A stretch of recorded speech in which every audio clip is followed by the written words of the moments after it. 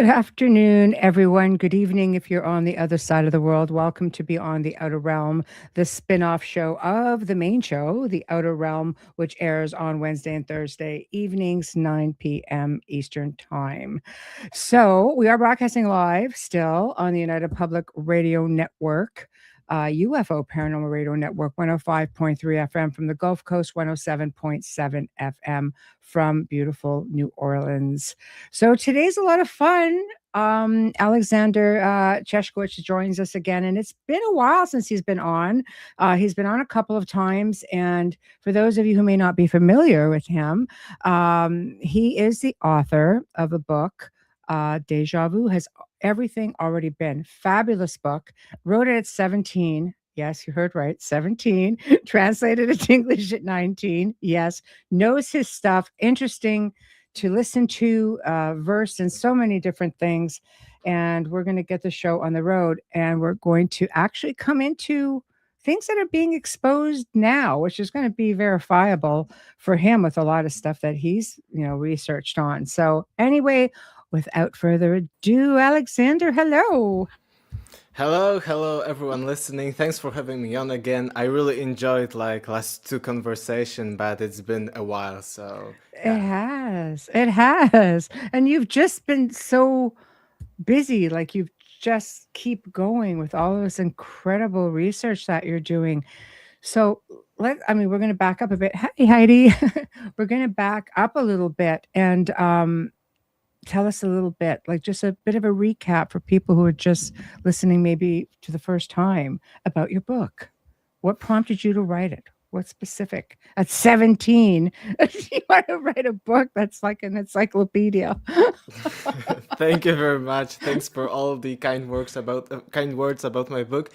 What actually prompted me to start writing and exploring these topics was I was always a good student. My mom was a historian, later history teacher, so I had plenty of sources at my home. My dad always loved watching documentaries on TV like History Channel, Discovery, National Geographic, so I always had the basic knowledge of the science, how the universe works around it, etc. And what prompted me to go into onto an unconventional route, or what some people call alternative history, was that I was learning so much history for contests, competitions, etc. I needed to learn from the oldest prehistoric times, millions of years ago, of the hominids, how everything evolved into anatomically modern humans and so on, up until 1990s or recent times like that I started questioning stuff, and I started asking basic questions. How do we know that? How do we know that history turned out this way? How do we know all of this stuff about ancient Egypt, ancient Sumer, and so on? So I started just asking basic questions, and I see that very often people when especially they are learning at school or for some kind of school competitions, they are not asking such questions. They are just learning, to get good grades or good places at such competitions. But I think what's the most important at any kind of learning, either at school or privately or at the university, is to ask about the basics. How do we know that? How do we know if it's true? Being a little bit of a philosopher even. And I started researching it deeper and deeper, and I started seeing huge gaps in our history. I started seeing that we do not know actually that much about it, despite this huge big picture about how it looks like from the early hominids up until nowadays. It has plenty of gaps inside of this thinking. Plenty of assumptions are being made on just a little bit of evidence that, in my opinion, is not enough, to show that, oh, here are 2 or 3 sources and we create a narrative on these sources. So that's how I started all of that. And then, because I started seeing these gaps, I researched more what our ancestors were thinking about our history, because of course they were much closer to the prehistoric or the ancient times than we are today. So that's how it all started. Wow. It's very difficult because you get into these rabbit holes and you realize that, what got missed, but why did it get missed? Do you feel like I always think about, all of these resets that have happened throughout millennia, resetting history, um, and stuff just being either misinterpreted. So many linguists have tried to interpret language. Maybe it's just misinterpretation, or it's not mistranslation, lost in translation, or it's just plain kept from us. So why do you think these huge gaps from what I you? think that the basic thing, and I actually start my book here if someone want to, see how it looks like. I cannot, zoom it, unfortunately. Deja vu has Yeah. everything already been, and actually the title has everything already been alludes to the idea that what if most of the things that we know about our modern civilization, what if everything has already been, and Yeah. things are repeating, cycles of destruction and rise and falls of civilizations. And I actually start my book with this idea, how much evidence lasts for, let's say, a few thousand years? How much evidence from our modern advanced civilization would last, let's Mm-hmm. say, next 10,000 years or more? And actually it turns out that very, very little. And I think that the biggest thing about our history, which is, in comparison to other sciences, let's say biology or physics, in which you can replicate at any given time an experiment, in history you cannot, because, history passed. And Yeah. I think the biggest thing about our history, why we do not know much about it, is lack of evidence and Mhm. lack of things that survive from prehistory, from ancient Sumer. And interestingly, I started last year, a few months ago, I started bachelor degree at the university in history. Mhm. And the more and more I'm learning academic stuff right now, because I'm focusing right now on the academic stuff because of that, but it, complements my own alternative research, Mhm. that the more I'm learning, the more I see evidence for what I've been talking many years ago in my book and, in all my research, that we do not know much about our history, that there are huge gaps, that there is no evidence, even when it comes to times like ancient Egyptian one, ancient Sumerian one, that only little things survived Mhm. till, and throughout the millennia. The same with our modern civilization. We are threatened everywhere that, all of these things, all of the trash we are creating as humanity, it's all bad for the environment. Of course it's bad, but when it comes to a historical analysis, let's say 10,000 years from now, what would last? It's, just, let's say, Mm. 3% or something like that, only a little bit, because most of the metals, most of the plastics, and most of the things Mhm. that are symptoms of our modern society, modern civilization are. Mhm. Yeah. Oh, we're And just, why do we know if it's degrading in such. oh, frozen. Having a bit of an internet. Wait, Oh, and you're back. sorry. I have a cable internet and it never goes down. I'm having so many interviews, and today, it's paranormal stuff or something, because, it's crazy for me. It's okay. It's okay. We're keeping up. We're keeping up. Yeah, but, sorry, but, Yeah. why do we know things from, let's say, ancient and prehistoric times? Why do we know, let's say, why do we have even remnants from people millions of years ago, from these hominids, our ancestors? Mhm. Because these are natural materials, like stone, like wood, like ceramics in some cases, but the more actually artificial the thing is, the less time it lasts. So I would say Mhm. that from our modern perspective, in 10,000 years, we would have like about 5% of all the remnants of our highly advanced global civilization. So Mhm. imagine if scientists assume Earth is about, let's say, 2 billion years old. So imagine, how much about Mm. these deepest past of our planet we do not know. So yeah, this is the Mhm. biggest thing. And I remember, it's been like 5 or 6 years since the publishing of my book, and I remember early critics saying that this is the biggest BS I'm telling, that there would be no remnants. No, we have so many of them. But actually, the more I'm learning of the, advanced academic stuff at a very high level, the more I see confirmation of my theories that, we do not know much. And even if we look at historical examples for instance, ancient Sumer or ancient Egypt, we see that, for instance, we have huge blank spaces of no evidence for hundreds of years during their history. And sometimes it's just our luck that, for instance, one Sumerian city was completely burned down, and the clay tablets, we know how fragile is Yes. clay, but these clay tablets were being burned with the entire city, and that's why we know so much of them from, let's say, this period. But at the same time, we know from these sources there were about 30 such big cities as the one that was burned down completely.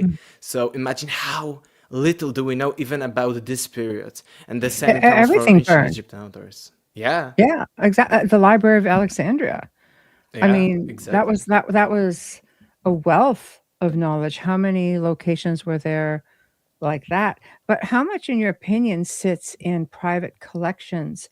Or let's say even, you have some of the older families, throughout the world who may have private libraries that we don't have access to. So how much sits in the private sector, do you think? I think a lot, because when you see the first excavations, the first modern, of course, Yeah. excavations in the 1800s, late 1700s, and early 1900s, it was, like Indiana Jones to some extent. There were Yeah. no methods, just as nowadays we see archaeologists being these boring people, just, excavating very slowly things. In the past, it was different. Only in Mm. the late 1800s, such scientific methods came around, and before that, okay, let's use dynamite and let's explore this There's no monument or thought. something. We Yeah, don't care if we destroy something, we only care about gold or something. And it was very, in the 1800s, very popular for people, it was. even tourists, Yes. very very rich tourists going into Mesopotamia, going into Egypt, and buying from the local people who were selling these things. And Yeah, even recently, let's say 30, 20 years ago, it yeah. was very common for Egyptians or other people to To be sell selling what people are they, yeah, coming found. everywhere and taking artifacts. I mean, it's how some of the best artifacts in the world are moved. In fact, a friend of mine had bought a museum Wow. here in Canada, and it turned out there were 8 mummies in it. One was King Ramses the First. So he in turn had sold 6 of them to the museum in Atlanta, and one of them they recognized right away because of the crossing of the arms that it was a royal mummy. And of course they reached out to Dr. Zahi Hawass, who goes, I know that's a Ramses, like the Ramsey Hmm. mummy. I know it, but I can tell by the features. I'm thinking, how? But anyway, he knew, and he was the first mummy to ever be issued a passport to be Yeah, sent yeah. home. And so it's incredible how so many of these artifacts from different cultures ended up in museums all over the world. The Victorians, I think, went through this stage where they were infatuated with death and the macabre Yes. and having old artifacts or old mummies, which is one of Yes, those. yes. But I Even when mean, it comes, not to private collections, but to the museums, it's a fact, and you can learn at, most advanced textbooks about that, that even in the museums, what is being shown, and even, because one part is what's being shown. It's a little bit always because, you yes, don't have unlimited space to show everything, but even yes, what was, described by archaeologists and historians is, let's say, only 20% of everything that sits in the, deep underground or somewhere in the museums or in other, yeah. There's still places. royal mummies missing. Yeah. Nefertari, the royal Hmm. wife of King Ramses, never been found. Nefertiti, I think they have an idea where she is now, I think, but I don't know that they've actually validated that. Hmm. So, I mean, Yes. if The if same you with could, untranslated texts, there are plenty of yeah. them. Well, if you can do that with mummies, you can imagine what you could do with, for example, clay tablets or amulets or figures, things like that that you Or could gold. possibly. You immediately, get it and, burn it down to get, some money. Yes, especially that. So you basically have been researching a lot of new stuff since you and I have last spoken. So do you want to talk about that a little bit? Yes. Yes, exactly. And it's not only connected, but mostly connected, for in me being, at the university for the last few months. And I am, again, really shocked, positively shocked that the more I'm learning, official academic stuff, the more I see confirmations of the alternative or the fringe theories, as they are very often called. And what I'm seeing is that plenty of internet debunkers, we see them everywhere on YouTube, on social media, Facebook groups, and so on. Even some of them have academic credentials in archaeology, history, or something. These are people just as in politics. Some are louder, some are not, and they do not represent the what is official. Actually, academia, they are representing just one part of interpreting what official history is, or what the truth about our history is. And I was positively shocked that we in our books are learning advanced textbooks, academic books, etc. I've read last months were really intense when it comes to academic research, when it comes to my own life. And I was shocked how in these textbooks you finally see that they are agreeing, yeah, we do not know much about that. Yeah, it's only little evidence and we are making assumptions based on these, few artifacts we found. So finally at this level I see, I'm positively shocked about that. The same with other topics. And when it comes to, these confirmations of what I'm talking about and what I've been talking about for years now, and what confirmations I see, for instance, for years I've been saying that, anatomically modern humans, according to geneticists, appeared about 200,000 years ago. And our That's recorded history is about 5 to 7 years old, 5 to 7,000 years old. So you see, it's like 5%, 3% of our lifetime existence as anatomically modern humans. But what is more is that we are taking the roots of our species back and back again, not by thousands of years, but by hundreds of thousands of years. And as I said, about 5 years ago, when I was writing my book, it was 200,000 years for anatomically modern humans. And right now, it's conservatively speaking and academically speaking, 315,000. So more than half of it, again, going back more than 50%. And it's even accepted that we do not know much about this idea, and that most probably anatomically modern humans, went diverged from other hominids about 500,000 years ago. So about 500,000 years ago of existence of anatomically modern humans, and only 5, 7, 8 maybe thousand years of history. It's crazy when we see that. It's insane. Carrie's asking, because you mentioned the Queen Mother of Humans, if you can expand on that. Queen Mother of Humans. Queen Mother of Humans. I mentioned that anatomically modern humans, not like Queen Mother. I don't know what's okay. meant by that. Queen Sorry, of humans. Okay. That we as didn't hear species, it. are Yeah. 200, 315, Yes. half a million years ago. Sorry, maybe I will try to talk more clearly. Maybe No, that's okay. about It's these okay. topics. Yeah, I hope. Yeah. No, it's okay. I think, Yeah, heard it. Just asked but it. the same with, taking back the roots of civilization. It was crazy, misunderstood. when we are thinking about Atlantis, talking about Atlantis, academics, no, there was no Atlantis. But right now, we, even in the academic realm, we are taking the roots of civilization back by thousands of years.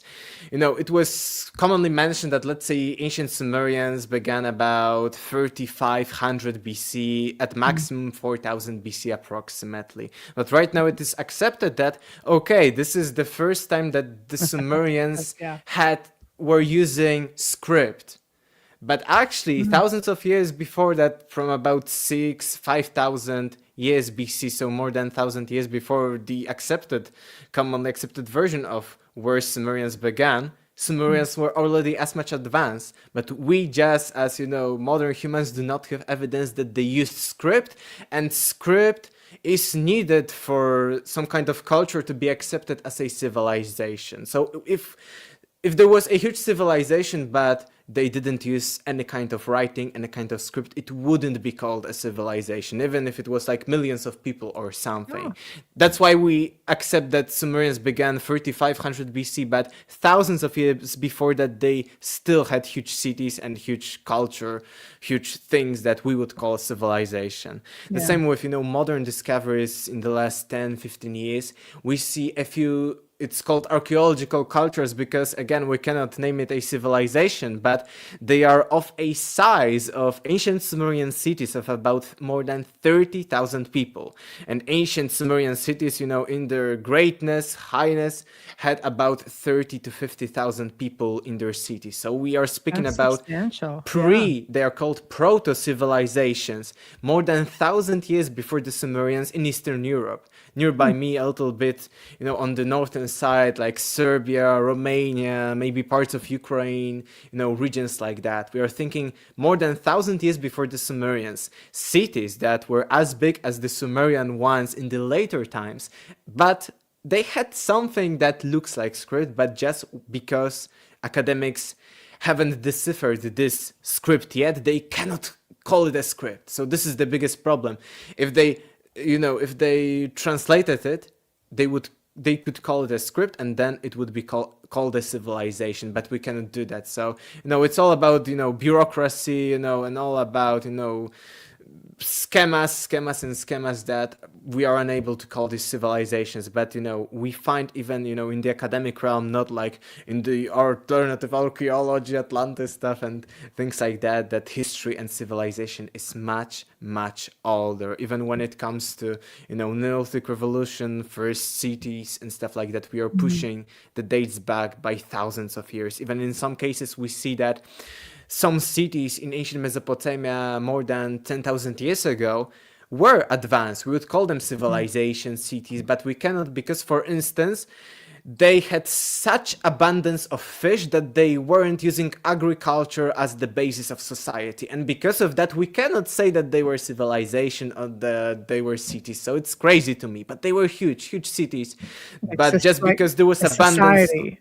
Yeah, Yes, because who culture. decides they're not called a civilization? Academia? Academia says we can't say you're a civilization because we can't, Yeah, So I mean, yeah, crazy.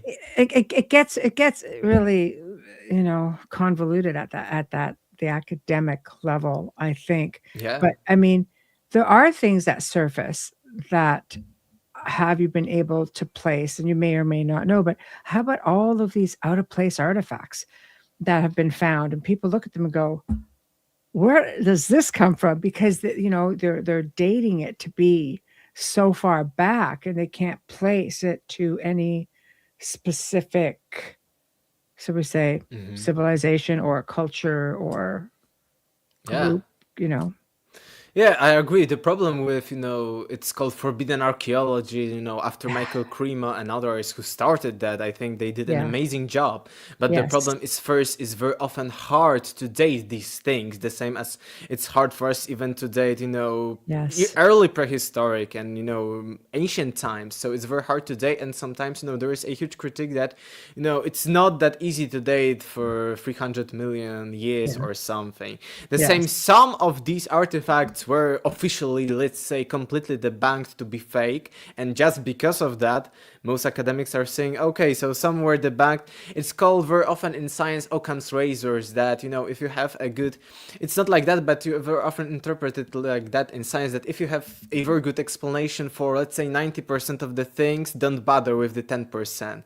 And it's with all the philosophy of science, of the famous paradigm shifts in science, that it goes like this in history, that because we had plenty of different paradigms, both about our history, about physics, chemistry, biology, and there was, right now we know how it comes about that these anomalies we start to gather more and more of these anomalies, like, let's say, 300 million year old artifact or something, that they start to debunk the current paradigm. But right now, there seems to be a lot of them, but still in comparison, to other, let's say, mainstream sources, it's too little for the mainstream, to switch and change the paradigm about, humans or any, because we even do not know if it were humans who, let's assume that some of these artifacts are real and they are dated truly to millions of years ago, hundreds of millions of years ago. Yes. We do not Yeah. know even if these were humans. I very Yes. often say the same thing with the giants. Even from the academic perspective, you cannot deny that giants never existed, because right now we are finding even more and more hominids with whom we coexisted. Again, 3 years ago, I was saying that we as anatomically modern humans coexisted on our planet about 80,000 years ago, if I remember correctly, with 5 other hominid species. But we are finding more and more of them, and even academics are saying that it's strange, because right now it's the only time in history of the Earth, in humans' history, that we are alone as a species, advanced species, because 50,000 years ago, 80,000 years ago, we were coexisting with others like Neanderthals, or even other crazy ones like Homo florescensis, who are 1 meter tall Little hobbits. people. Yeah. Yeah, Yes. so why it's impossible, and you immediately as academics debunk that there were giants, maybe we haven't found You know what? all How of can them. you debunk it? I mean, the American soldiers in, what was it, Afghanistan, Yeah. just a few years back, the Kandahar giant, like, I mean, they took one down. There's still sightings, in Italy, where they're seeing really large ones. And there are Native American museums that have, depictions of Yeah. giants. Like, I mean, Or the famous Smithsonian cover-up. they dumped them all in the ocean. I know. Ah, so I guess Just as in, if we want a little bit of conspiracy theories, just as in the case of the Transformers film, what they did after the first battle, I think in the first movie, they Yeah. put, the remnants in In the the ocean, ocean. and there were no Transformers after 5 or 20 years. It was, fake That's and right. everything. That's right. The same, we cannot probably talk about that. I don't want even to talk about it, but the I know. E-files, yesterday or today, Epstein files and stuff Oh, like that. it's all Conspiracy theories turned out to be right about plenty of it, things. well, yeah, unfortunately, it's just like an alternate truth. But I think with that was going to be one of my questions is, we have these governments, for example, the giants, that they suppressed the truth about giants. And there's, Egyptian governments have been accused of covering up information about some of its monuments.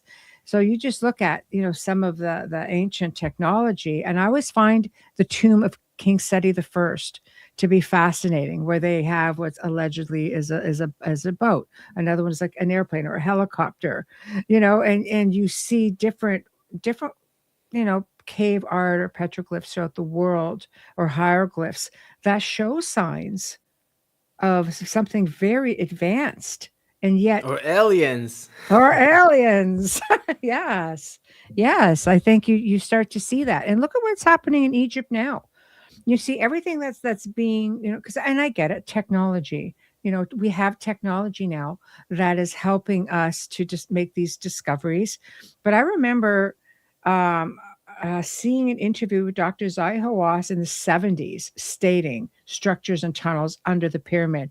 And all of a sudden it shows up like a year or two ago going, oh, hey, look what we found. I'm like, hey, wait a minute. I'm old. I know. I remember seeing this stuff. So, why do you think all the cover-ups? I don't know specifically. Maybe it's so Oh, advanced, lost knowledge it's of theory. the ancients, prehistorian Yeah. Atlanteans, or the aliens that would completely, change everything. Or Yeah. maybe free us, when it comes even to spiritual levels and Yeah. plenty of occult esoteric knowledge, that maybe it would enable us to be, free from the matrix. We will see, all of the falsehoods, and, the government, Illuminati, or secret societies want us to be Yeah. closed.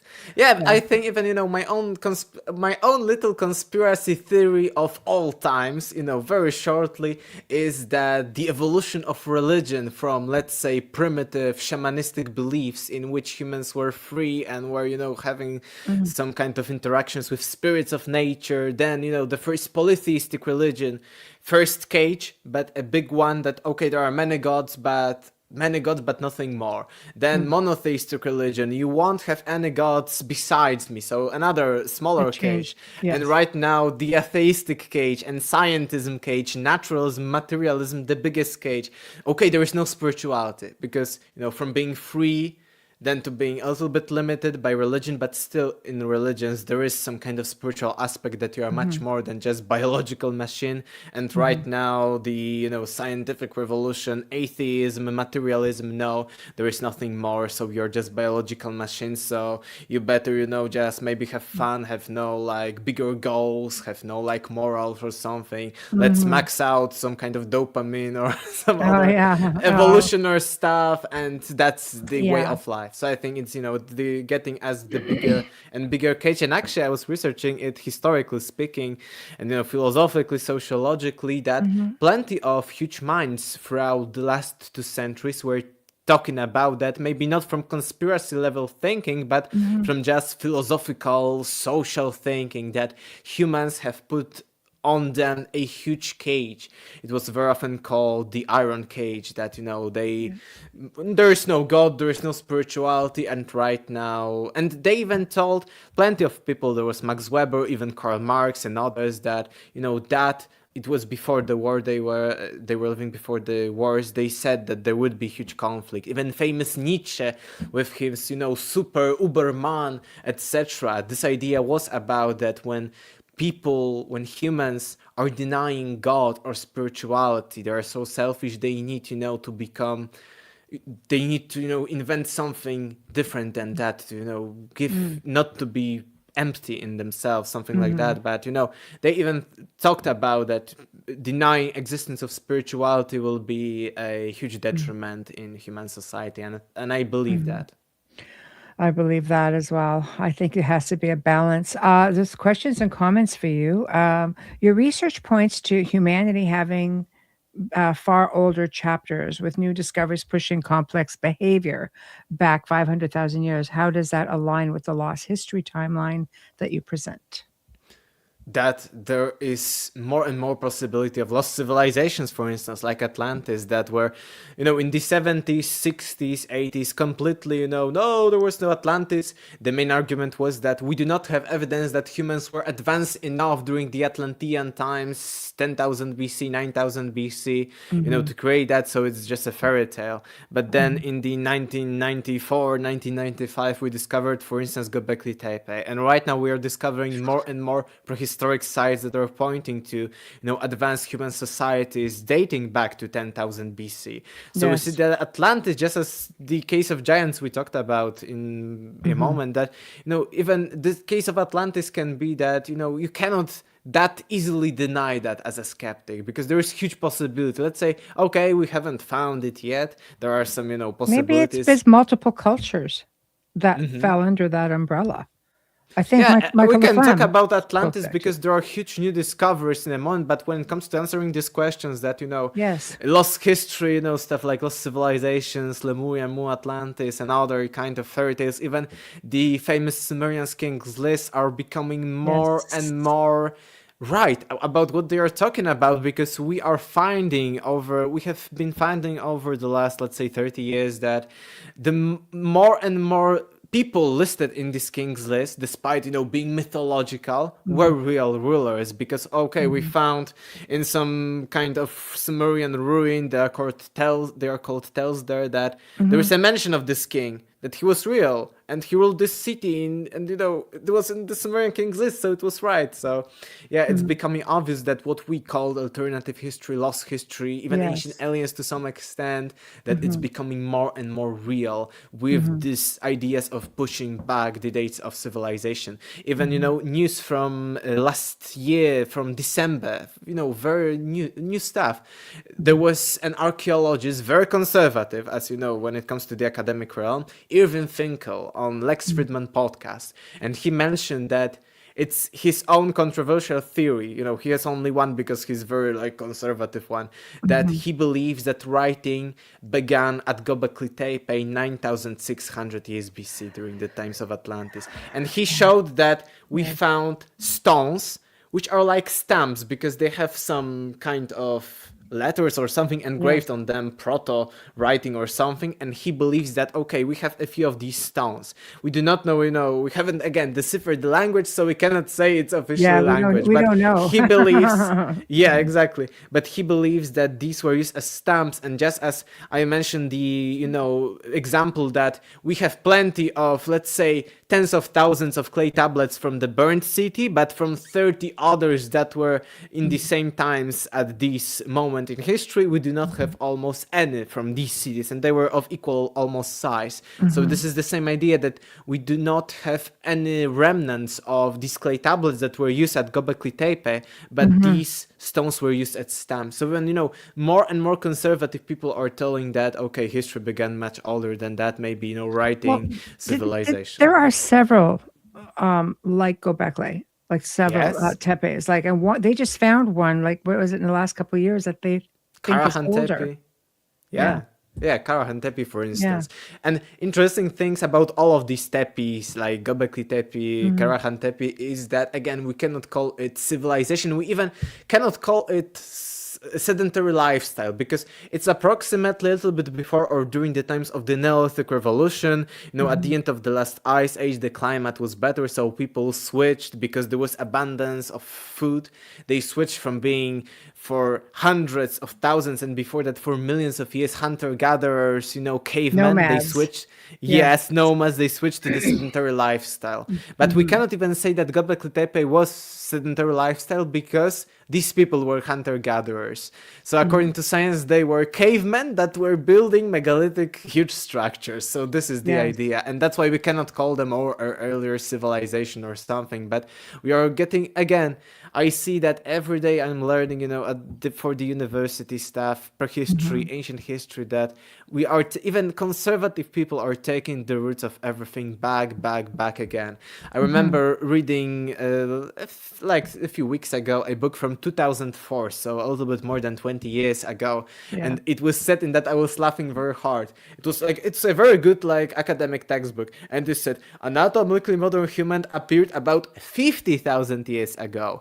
At maximum 100,000 years ago. And I was laughing very hard, because now we know that 300, 200,000 at least. So you see how we were changing that. And the same thing in my book, I was showing that until 1840s, less than 200 years ago, we knew almost nothing about Mesopotamia, Sumer, any kind of civilization or city in this region, which is now basic knowledge, common knowledge, that Sumerians were the first civilizations. But before the 1840s, we knew nothing. The same with Egypt before Napoleon's expeditions in the late 1700s, early 1800s. We knew nothing about ancient Egyptian one. It wasn't even within our paradigm. And I was heavily criticized. I remember it both in Poland and abroad. I was heavily criticized in that. Right now, I'm having a little bit of specialization in ancient Middle East. And I can, quote plenty of academic books telling that, yes, until 18, to be exact, 43, we knew almost nothing about Mesopotamian cities. And I compare it to the case of Atlantis, that, okay, we have Plato's story, we have a few minor sources outside of Plato, but we haven't found it yet, so scientists are telling, no, Atlantis didn't exist. But the same was with Mesopotamia before 1840s, less than 200 years ago. We had plenty of mentions of Mesopotamian cities. Abraham in the Bible came from the Sumerian city of Ur, which we later found out to be real. Even ancient Come back. And we're frozen right in the middle of the good stuff. in Mesopotamia. But we didn't have any evidence. But in the 1840s, we started, in like just a few years, found that there were huge civilizations there. So I compare it with the story of Atlantis, that in the 1840s, we have had plenty of mentions of Sumerian or ancient Mesopotamian cities, but we didn't have any evidence for them. So before we dug them up, we again were telling, oh, these are just mythological cities, mythological civilizations. It was less than 200 years ago. So I think the same with Atlantis in 50 or let's say maybe 100 years, to be pessimistic about it. We will see that maybe not exactly Atlantis, okay, as it's portrayed by Plato, was real, but at least the idea of Atlantis, such a civilization, was. Yeah, I tend to think that there are people who are now, I think, delving more into the Atlantis theory, that it was more than just one location specifically, that because there are too many similarities that have spread out throughout, like not just the ancient world, but I mean even here into the West. So it's starting to look like it could very well be something, much like the Teples, who, however, being nomads, not so much seafaring, were all in one area, which I find interesting. And I was going to ask you from an academic standpoint, um, aside from like why would cultures bury these monuments? They would bury their own monuments, but why is archaeology so limited? Like Göbekli Tepe, I think they even planted trees over for a while, and the whole archaeological world was going, "Are you crazy? You're going to destroy whatever's underneath," and then the trees were removed. But Yeah, there was conspiracy around Göbekli Tepe in the last 2 years with yeah, connections with the World Economic Forum and stuff oh, like that. And yes, exactly. They said, oh, it was accidental, or oh, they said that these trees mm, won't damage that, or even there was one idea that they were trying to explain this situation, that oh, some kind of other people planted these trees on this site, independently, or archaeologists or something. I think there was something going on at Göbekli Tepe with World Economic Forum saying those were huge slogans of them that oh, we will leave these discoveries for future generations and stuff like that. right. And from one point of view, okay, if we have in 20 years better technology to excavate all of that, let's say some kind like lidar or something that would enable us to know more, okay, let's leave it for a moment. But Mm. I see all over the world excavations are going on and no one is thinking like that, and everyone is thinking that Yes. we know so much about, we have so many archaeological methods that are very good at Mm. telling us what was going on, that we do not need to wait 20 or 30 So years. what are your thoughts? Why do you think they would why did the original people bury it, and why are people not wanting to excavate it to its full potential? Why try to cover up? Could it be that there's something like a technology, even just on in writing, that they're trying to hide? Like, why do you think? Yeah, from the modern perspective about this conspiracy, I think that, and it is commonly archaeologically accepted that what we excavated at Göbekli Tepe is like 5 to 10% of everything, and more such megalithic Yeah. structures are still beneath the earth. So maybe they know something Mhm. about it. Maybe they scan that. There are scan lidar and other Yeah. technologies to do that. So maybe they've seen something. Oh no, we won't show it publicly to others. So I think from the modern perspective, it can be like that. And why? Maybe there is some kind of technology, as you mentioned, or maybe there is no technology, but maybe the idea, because again, we are talking about World Economic Forum, we are talking about these cages on Oh, it could be humanity. spiritual, something Yeah, substantial, I guess should have been a yes, better way to word it, like, exactly. It can be technology, like sure. materialistic one, it can be spiritual one, but I Yeah. think even from a propaganda ideological perspective, Mhm. the belief that oh, it was everything evolutionary, because most of the evils in the last 200 years came from the materialistic propaganda, from the evolutionarism. All the communism Mhm. was about the struggle of the classes, evolution, materialism, and stuff like that. And I believe that maybe there was even finding that history, civilization is older, that maybe people, let's say that they were hunter gatherers, maybe they were living happily, maybe they were living in advanced manner, but they were just having different nomadic lifestyle because it was easier for them. Mhm. Maybe even it can be ideological, that it could shatter the view of slow evolution or civilizations being only Mhm. 5,000 years old, and it could shatter even this evolutionary approach. Maybe too much would be uncovered, or maybe it would lead to conspiracy theorists and alternative research again to be right. So Mhm. maybe people like let's say casual people who are listening only to the mainstream and stuff like that, maybe casual people will see, okay, every one of the conspiracy theories, fringe people, and so many bad names Yeah, it's as they happening. called, Yes. tinfoil hat people, they were Yeah. all right all along. So maybe they are Mhm. also right about the government, or maybe they're also Oh, right yeah. about that we are more than material human beings, just biological machines. So I think even from ideological perspective of having people in control, it could be dangerous. Even let's say there is no technology, at Göbekli Tepe. So this is from the modern times, but from the ancient ones, there is this idea of the burial. But there are also, I've seen alternative theories that it wasn't intentional burial. Maybe it was some natural, maybe Well, catastrophe, or some maybe people no suggest catastrophe. cataclysm. Yeah, exactly. Yeah. Right. What is interesting, I've been really into, how recently over the last few months, how science works. I wanted to more understand it as I was seeing more and more confirmation of my speculation, as it was called before. And I've Yes. seen, for instance, right now or very recently, there were excavations at the Sumerian city of Ur or Uruk, I don't remember correctly, at 22 meters. And they could date what they were digging at 22 meters below ground, that it was about 2000 something BC, because they were finding plenty of texts that were telling about, this day or this king or something. So they could very well date this 22-meter deep layer at 2000 or something BC about. So imagine the Atlantean layer, how beneath the earth is that, Oh, yeah, or the absolutely. idea of what we've been talking about a lot, and what I'm talking about a lot in my book about the ending of the last ice age, which is a fact. Let's say, okay, academics are not saying there was a cataclysm, they are not accepting that, and younger Dryas impact hypothesis and other catastrophe theories are crazy or something, but still there is a fact that from the end of the last ice age up until the ancient times of ancient Greece or ancient Egypt, the sea levels rose 120 meters, which is like a skyscraper. So imagine being right now on the beach and you're seeing a skyscraper tall water, this is the sea level change. So I imagine that most of our current cities, if there was right now such a sea level change, would be completely underwater.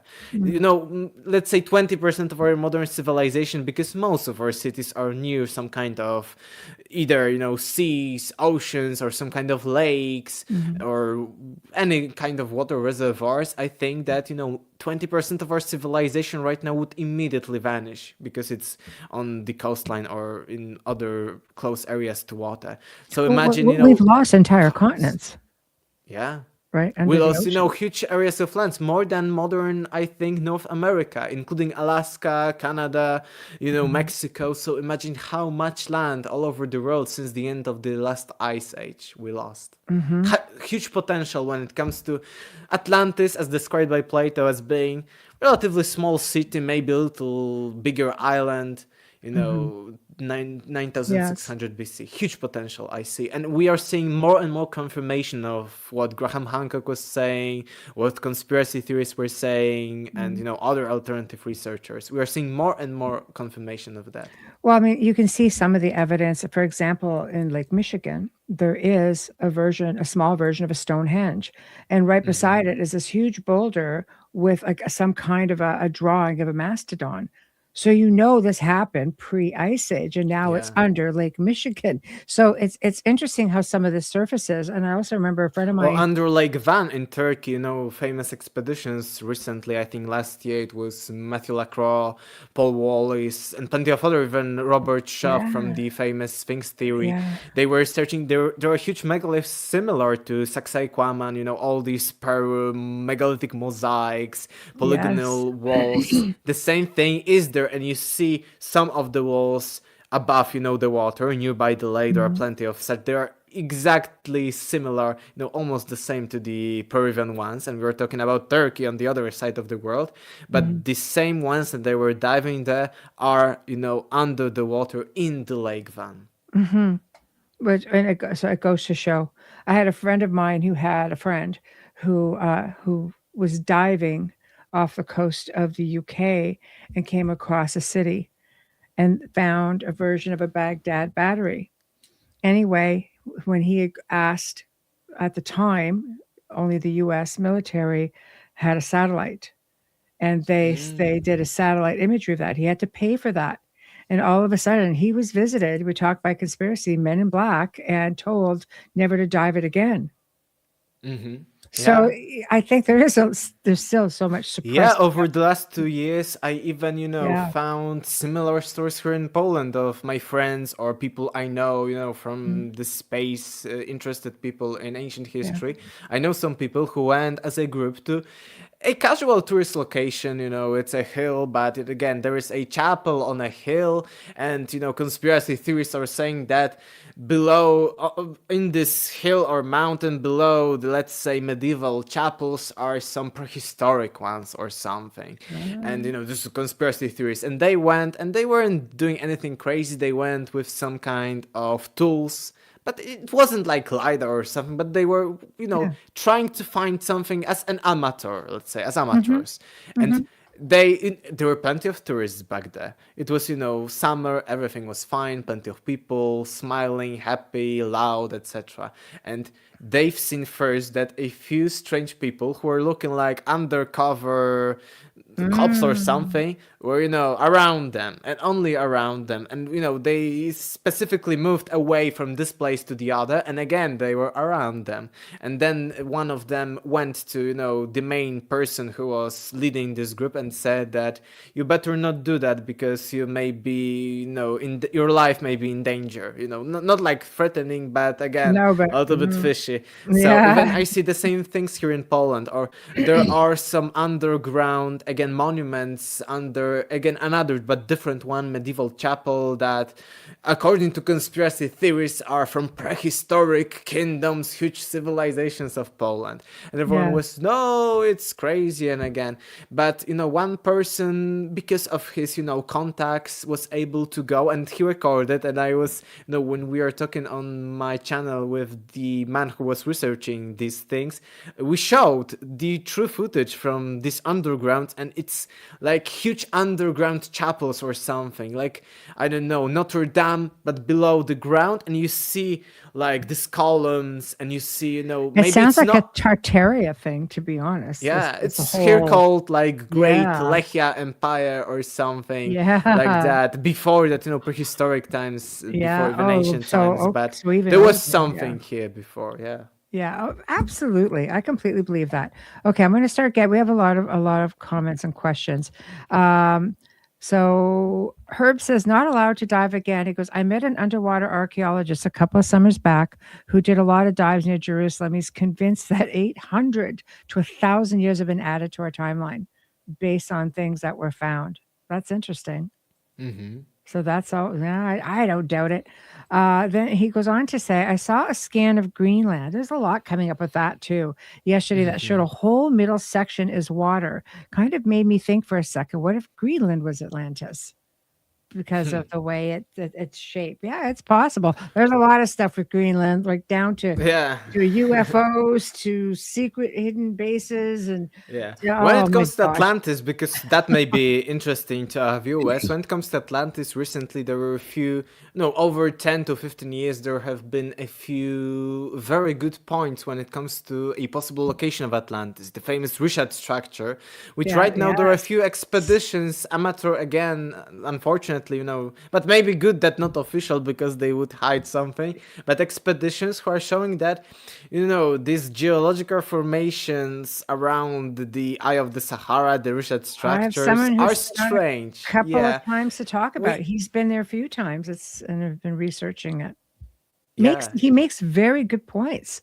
So, it is like when you say these geological structures, you're looking at the layout, you're going, it's probably one of the only places that have been found that looks like that. But then there's so many Yeah. other people who lean towards the Azores, underwater of the Yeah, Azores. but That's very compelling. okay, let's say Rishad in Sahara, Azores, and right now I know Michael Donovan who is researching, and he's making documentaries about Atlantis in Cadiz in Spain, so more Mm, closer to okay. Europe, and he's finding some structures that are coming out of the water nearby, the shores of the Mhm, Spain, and I mhm. think from Plato's perspective, he's telling us that Atlantis was not a single city.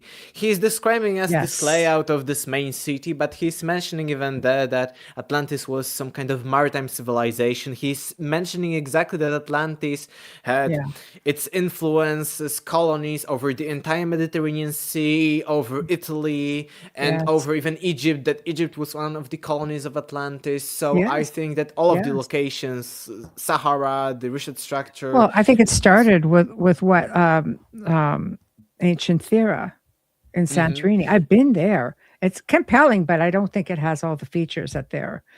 I just think it was just, yeah, but it's, very late when it comes to the times, yeah, this is Yeah, fascinating. it's accepted, in the academic circles that Plato's story is just a fairy tale, just his imagination, his fantasy, and he was inspired by the Thera volcano story. So, yeah, Yes. it is, it may be, but even when it comes, okay, right now to what I'm doing, when it comes to academic research, I'm trying to find, and I think I'm on a good way to academically show that at least Plato is having sources from Egypt. And how I'm doing that is comparing historiography, which is, this crazy word, but it's just how different cultures viewed their history. So modern historiography is how we view our history. So the mainstream paradigm.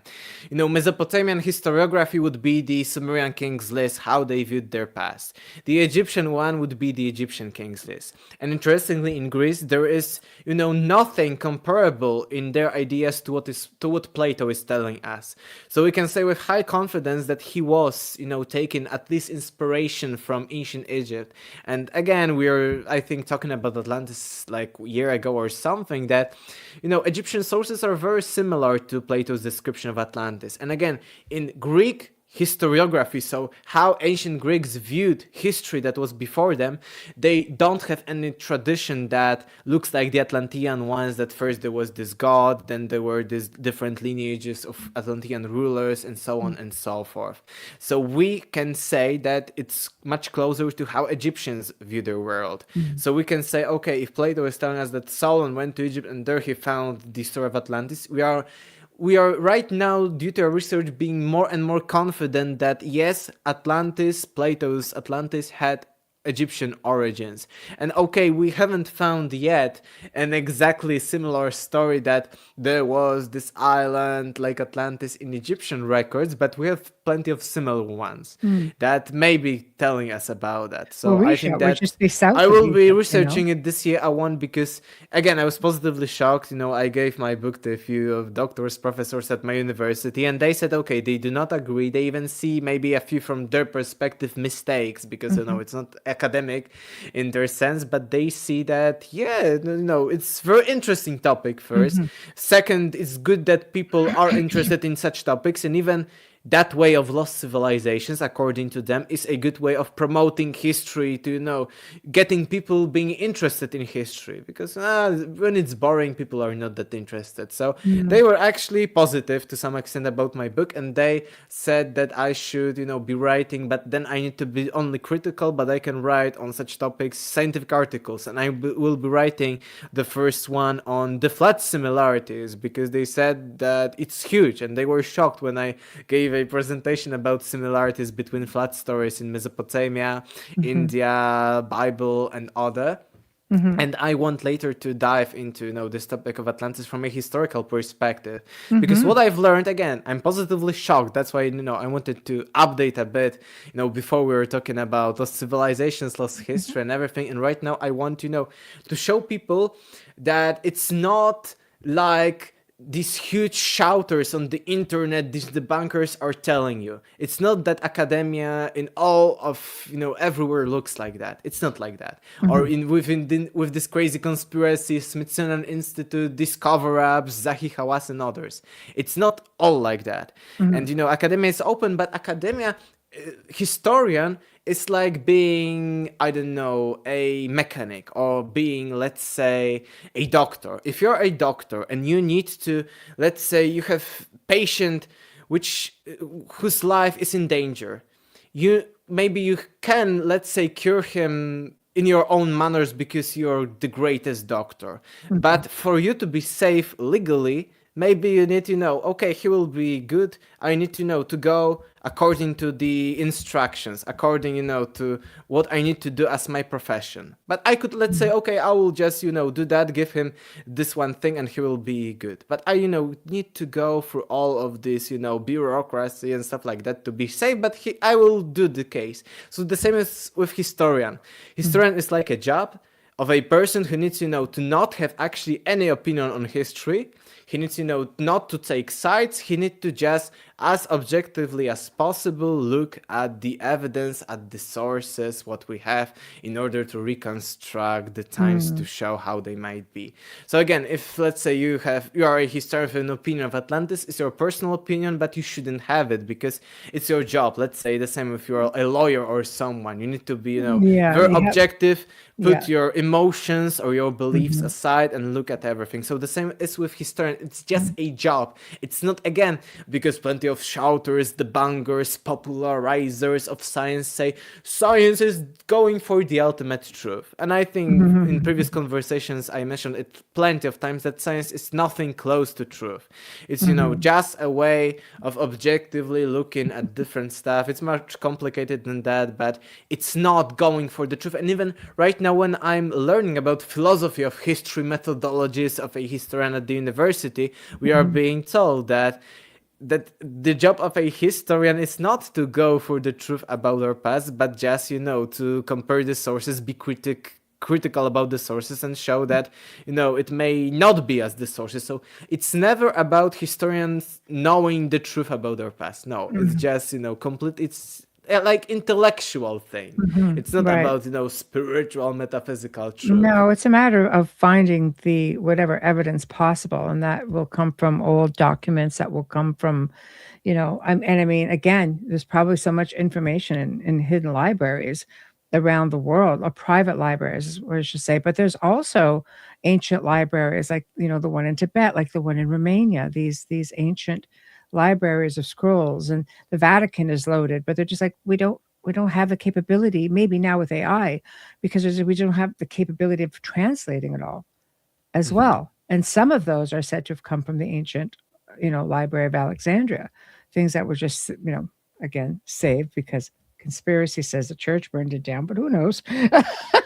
Who knows?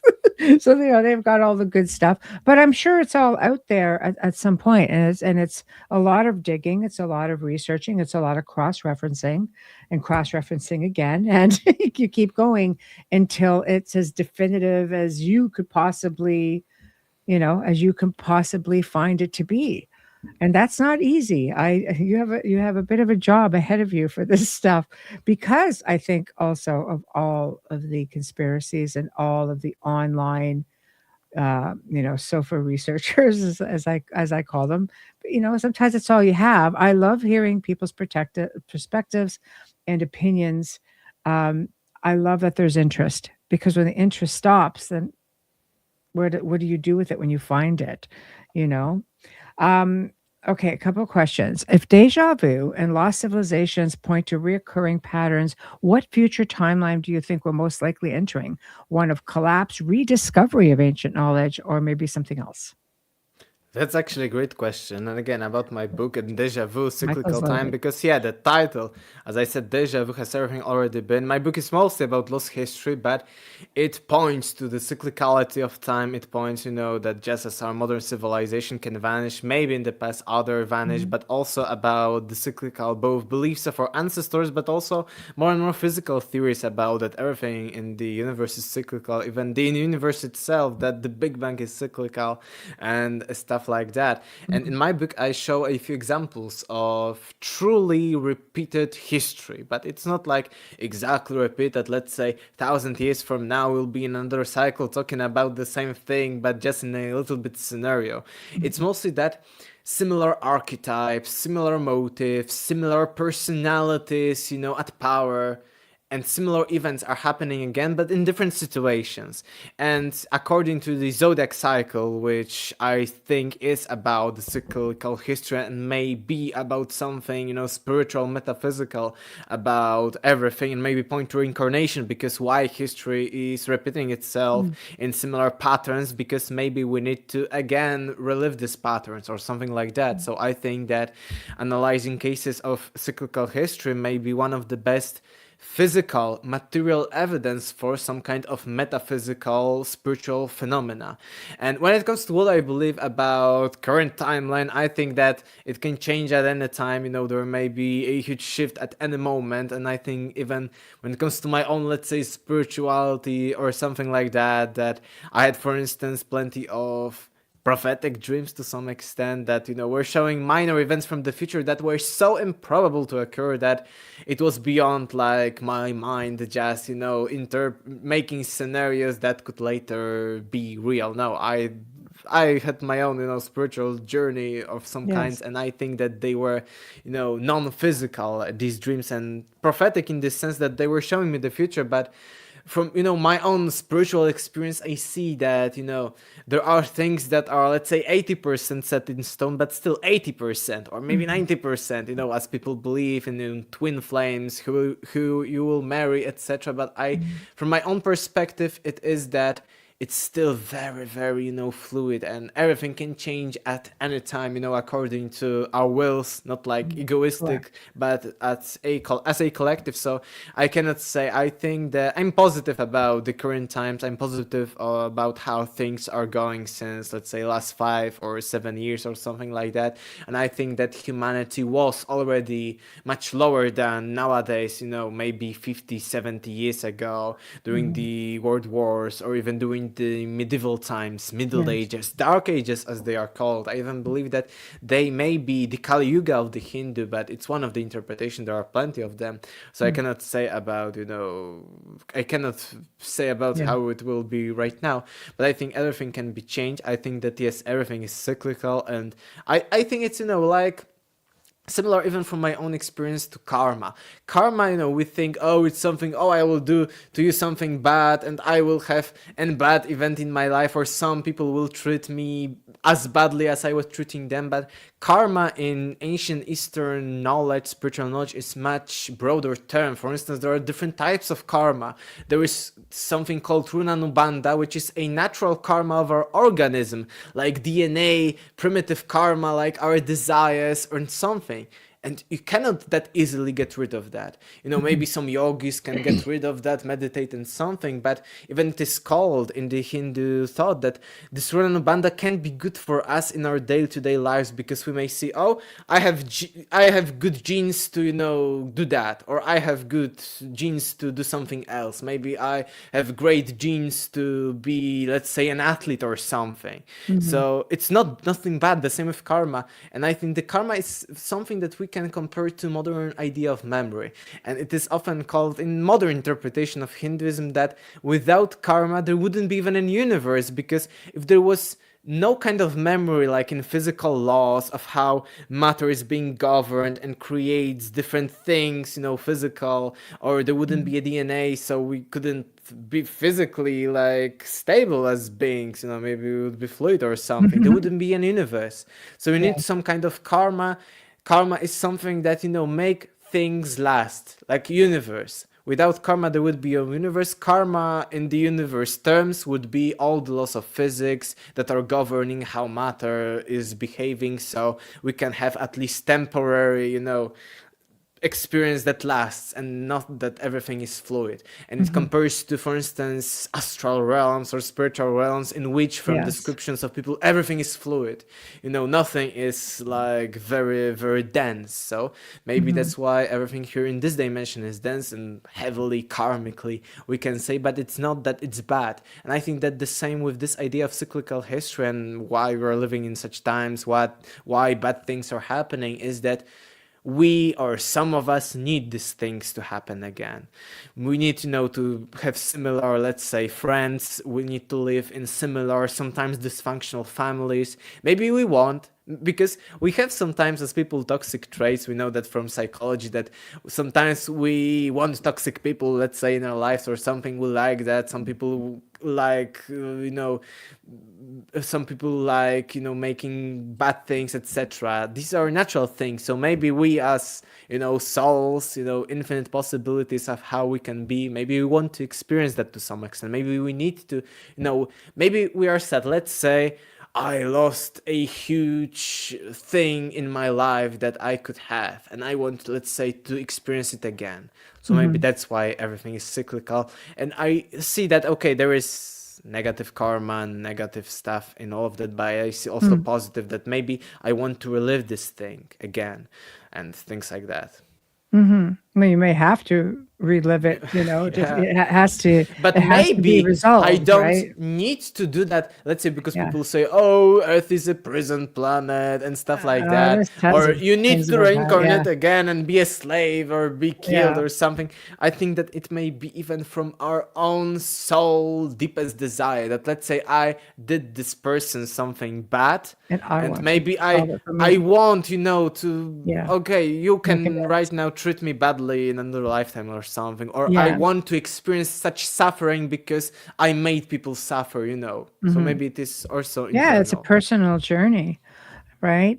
Um, the second part of what Michael was saying, looking ahead, how do you believe humanity's growing awareness of our forgotten past will shape the next few decades or centuries?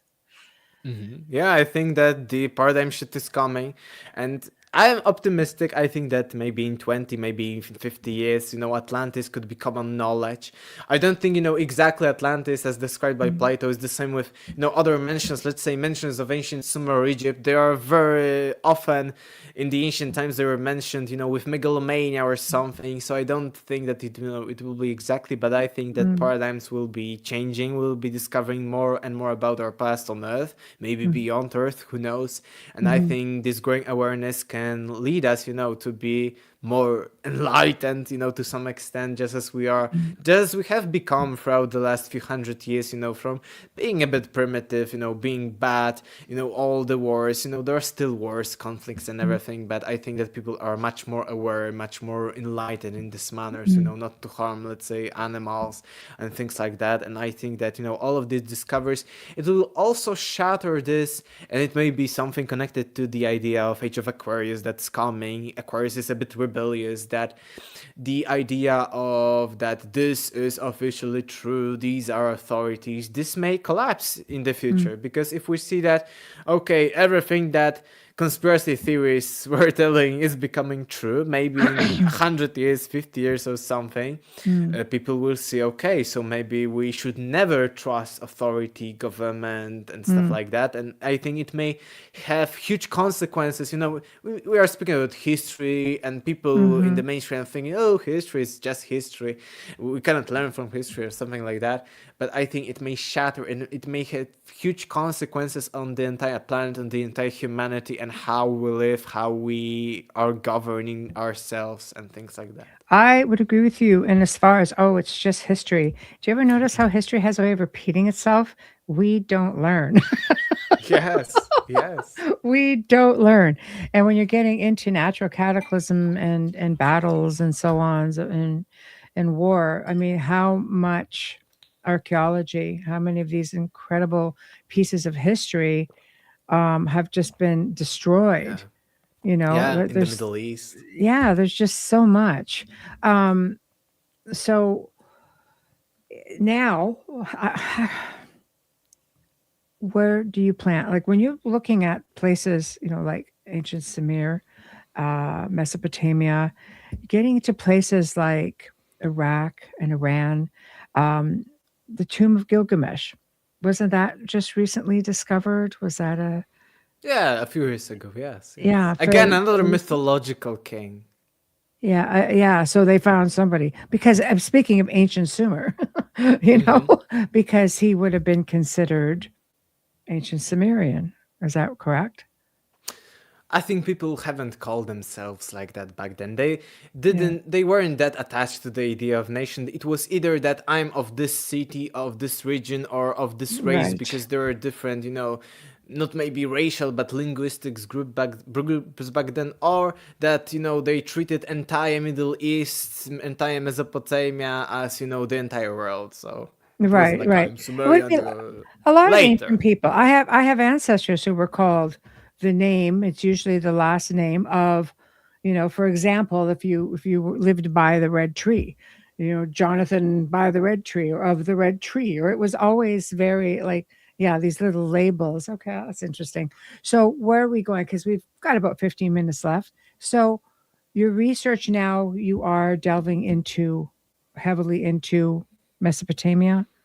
Ancient Yes, Sumers. let's go with Mesopotamia and how it connects to the Bible, the flood, because I think these are the Okay. things that are very often interesting people, how the Okay. Bible and all these Yes. stories, Yeah. giants, Nephilim, the creation of the world, the famous flood, how it Mm. connects. And I'm Yeah. researching right now it heavily, and I could say that most of the Genesis is a plagiarism from ancient previous Mesopotamian sources.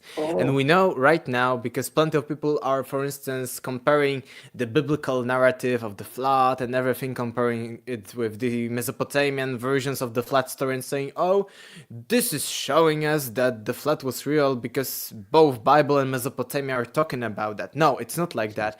It's that the biblical version, it was shown, time and time again, is very, very late when it comes to the ancient times. It's from between 500 BC to even 300 or later BCs. And Mm. imagining 3000 BC of the ancient Sumer, it's very, very late. And we know very, very well that, by analysis between, the biblical sources, ancient Mesopotamian sources, that biblical Old Testament tradition is heavily influenced by Mm. Mesopotamia and what was going on there. And I could even say maybe it's, too much because plagiarism is like maybe bad word, but I would say it was a huge, huge copy plagiarism from previous Mesopotamian sources.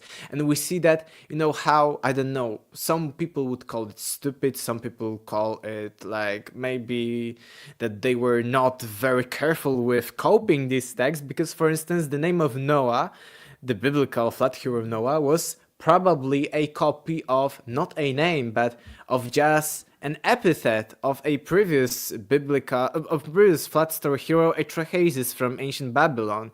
And epithet, I meaning, the description. Like, let's say I don't remember which one it was correctly. I will be, writing everything down soon, but epithet description, like, let's say Atrahasis the Great, and the Great is Noah, and they are using it as the main story hero. So they either were very quickly copying these texts, or they weren't literate very good, they weren't Mm. very well versed in this language.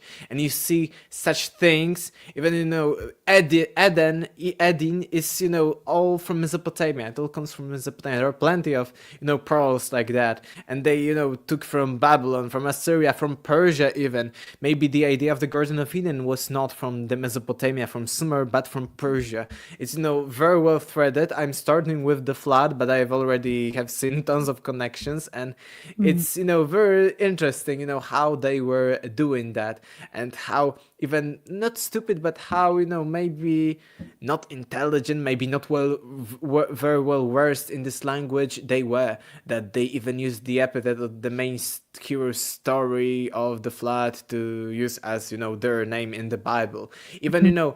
when it comes to the flood story, it's that, when the flood is there, Noah is on his ark with his family, he's sending two birds, first bird is coming back, so it means that he couldn't find a safe place to land. He's throwing a Mhm. bird away from the ark, he's coming back, so there is still waters everywhere, and there is no place for the bird to be safe, so he went back.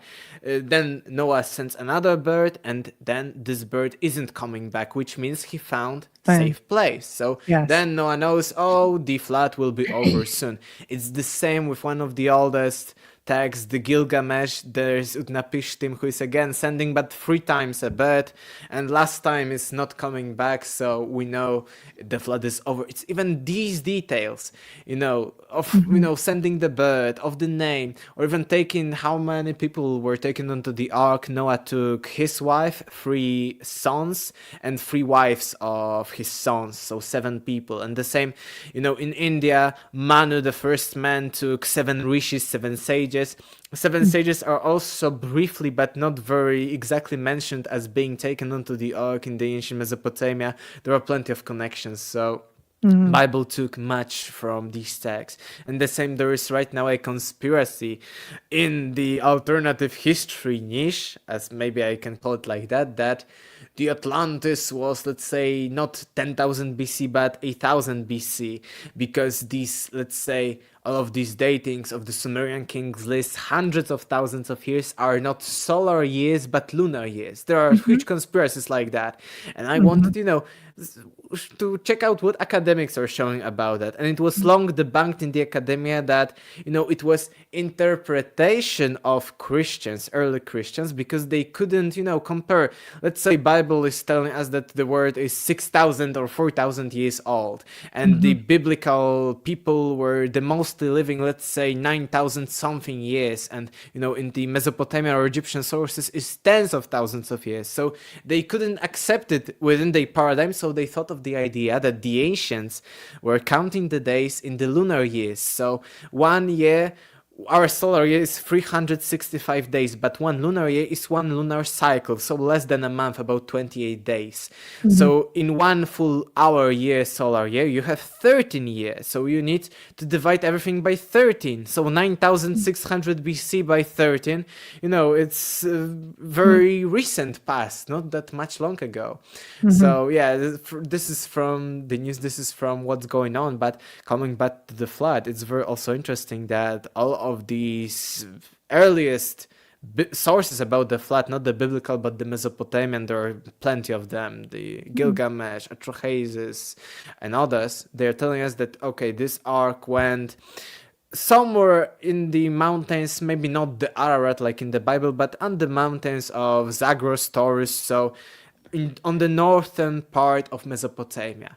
And interestingly, from this highlands, the Neolithic Revolution started. Not from the side of Mesopotamia lowlands between the twin rivers. The Neolithic Revolution, 9000 BC, started from the areas according to Mesopotamians, on which the flood was, Mhm. the ark after the flood was there, and they had some ritual, and that's how civilization started again. So they were right, maybe even randomly, that Yeah. civilization started there. I'm kind of funky with that because, I mean, it would take a long time for wood to petrify, and this is what Hmm. they're trying to say happened at this location. What are your thoughts on the location of the Ark, of a photo that was captured on Mount Ararat in World War II by pilots and later verified when satellite technology became a thing? Military got pictures, and there was a Chinese expedition that were Hmm. inside of this structure, and they could see stalls and the wood. I mean, it was all still intact because it's in ice. What are your thoughts on that? Yeah, it's very interesting. Even here in Poland, we had recently some people claiming to have visited the Ark, and they were showing some pictures. But interestingly, they were only showing pictures. They haven't even shown how it looks outside. They were showing, pictures of small pieces of wood, and then of the inside, which something looked like a small chamber within the Ark or something, a small part of the Ark. And I haven't researched it heavily, but I've seen plenty of debunkings that some, Christian apologetics and very religious people want, to show that there is this ark.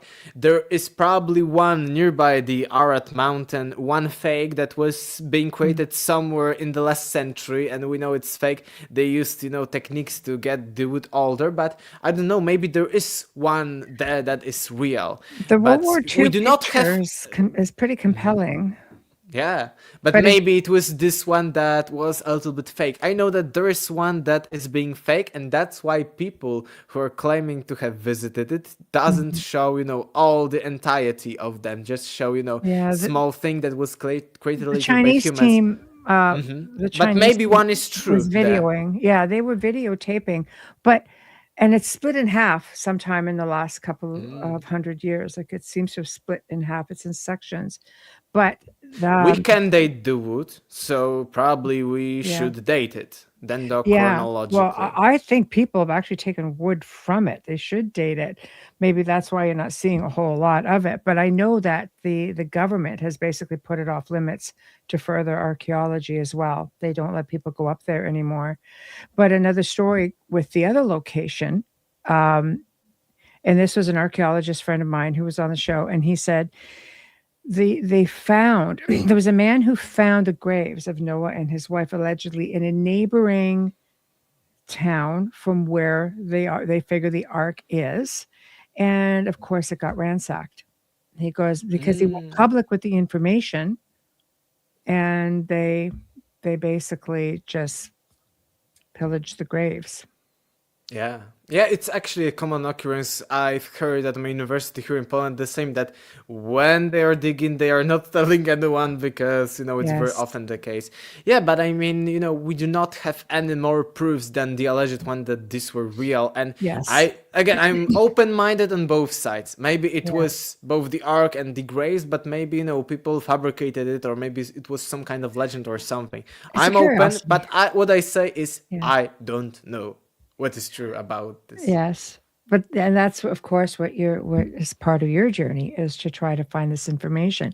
Because it's like Carrie says, she goes, oh, it's sort of Noah's Ark was a DNA library of sorts. I've heard that come up many times, not just animals. Yeah, Mesopotamian sources on which the Bible was based are telling both about the grains, some plants, not only animals. So yeah, Yeah. Yeah. So it could be a thing. I don't know. I think it's super interesting. I'd love to pick up the talk again on another show if you'd be willing and of just course. continue on from your current research and Yeah. dig Maybe deep. I wasn't today talking about, the biggest stuff because I've already talked on to other conversations with you, but also I wanted, to update and show the biggest idea behind today's show is that science is catching up as people are telling us things keep getting older. And, this is the whole idea that science is catching up and everything is turning back to be older and conspiracy theories and fringe theories are Yeah. being right. Yes. I love it. I love it. And I'd love to do a part 2 on it. A little bit of a deeper dive in the scientific connection within ancient history. I think it's very important because there is a lot of there's a lot of different theories that go on out there, and I love to hear it. And science itself has listened to some of these theories and decided, well, let's examine this, and have come forward and said, hey, you know what? This could be something. To me, even if you hear this could be something, it's enough for me because it tells me that it's worth delving into, Yeah, of course. right? So there's hope. There's hope. So I have your website here. This is the time you promote yourself. Where can you buy your book? Well, there's many places around the world. And what do you have going on? What do you have coming up? I think that the best way is to copy and paste my name and surname or type it Aleksander Czeszkiewicz and you will find me on YouTube, on other live streams, shows, interviews, and you can find me on other social media like Facebook, Instagram. And again, my book is found on Amazon, the English version only, so only Amazon's, but US, Canada, UK, Australia, it's Deja Vu has everything already been, but just type my name and surname and you will probably find it. So I think it's the easiest way. Aleksander Czeszkiewicz. Czeszkiewicz.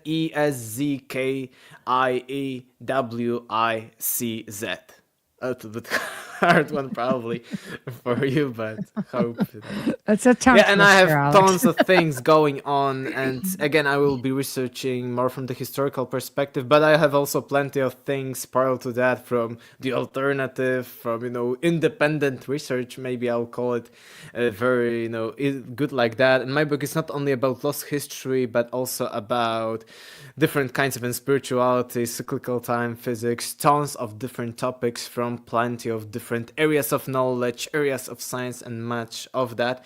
And I'm also interested, apart from history, in spirituality, metaphysics, consciousness, how the universe works. So I want try to discover the biggest things, the most interesting things that very often academics are ignoring or not researching that well. I may even I used to have a great presentation, if you ever wanted, with slides about the whole geometry and maths behind our solar system that, in my opinion, may lead us to discovering the matrix code, as we could like it, the Yeah, code behind our reality. So I'm yeah, down.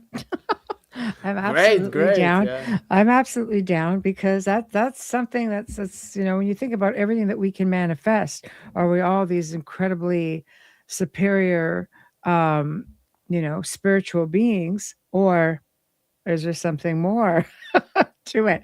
You can manifest pretty much anything in a matrix, I'm told. So, you Yeah, we know, can talk about that, connecting uh, spirituality with physics, but also with ancient texts, because history is never leaving us.